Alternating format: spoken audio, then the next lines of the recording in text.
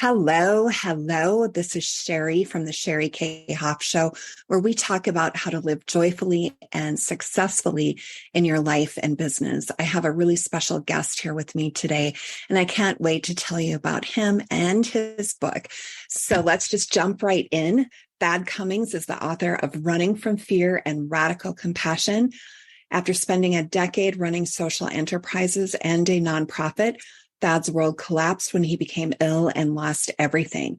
After years of diving into physical and mental healing, he has pursued a new dream in the founding of Changing Company.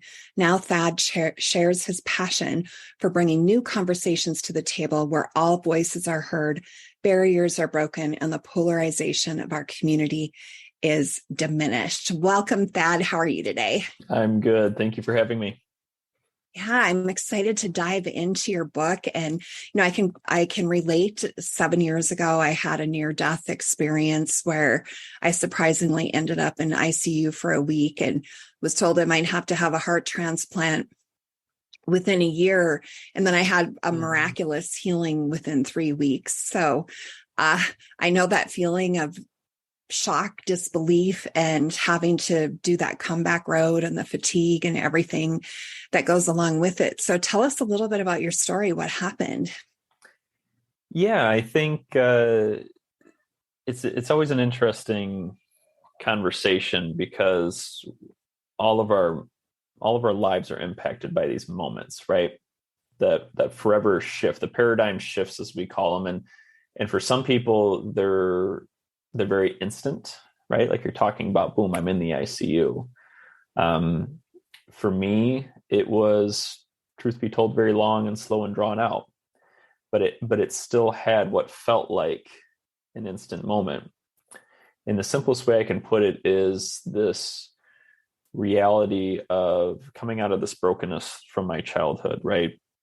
And this drive to quote unquote save the world, to prove my worth and value, to try and heal those childhood wounds, to try and become a better version of myself, drove me to work 80, 90 hours a week. And when I started my first company, I didn't, know that the Great Recession, 2007, 2008 was coming. And of course, it was very difficult to try and keep growing and learning while the world is imploding. And it took 4 years of just really difficult failures and losses. And then I got a lucky break.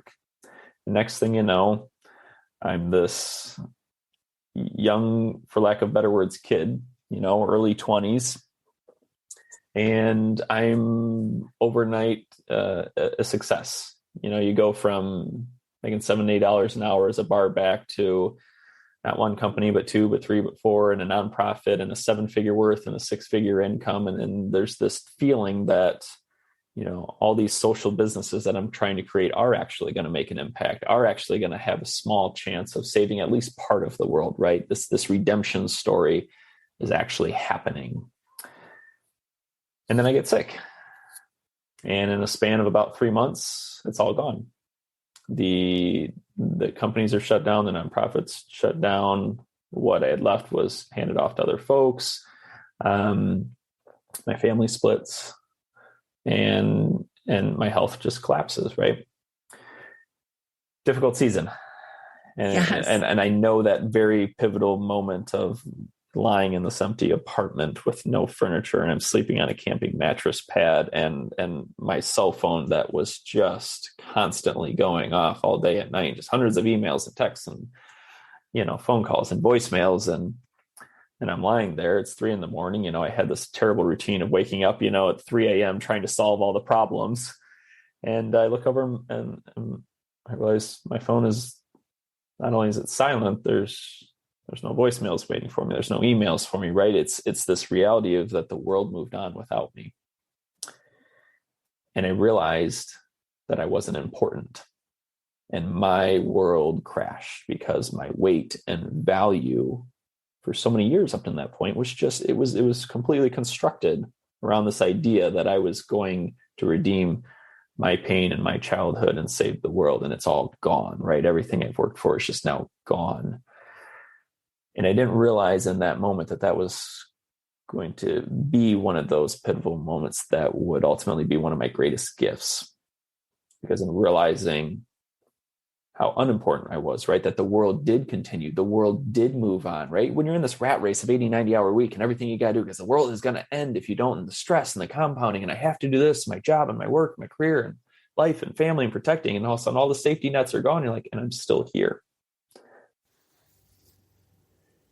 You can listen to the rest of this audio at sherikhoff.com. That's SherikayEHoff.com.